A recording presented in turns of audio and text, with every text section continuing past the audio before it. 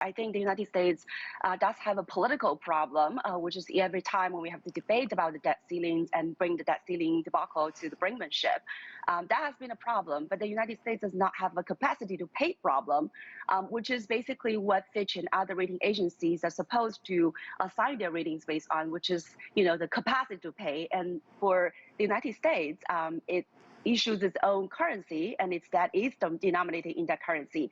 So there's no reason that the United States would become insolvent. And so I think the markets understand that, and that's why you see nothing basically changed in the U.S. Bond yields. Now, for the rest of the world, the U.S. Treasuries are considered as a safe asset, and about 24% of the total treasuries are held abroad by foreigners. And I think that trend will continue despite the downgrading. That said, I think if the political, dividedness would, send an alarm to the rest of the world and for the rest of the world to diversify their portfolios, this would not be a bad thing.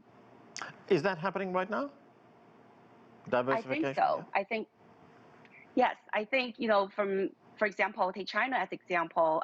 Their holding of the treasuries has peaked, back in 2013.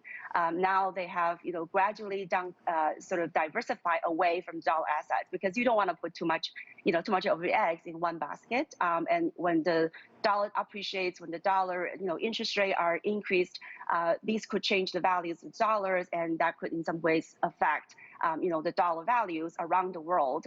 And so I think it makes sense for countries like China and other countries try to diversify, their currency, their foreign exchange reserves holdings, and also to diversify the vehicle currency that they use to make transactions.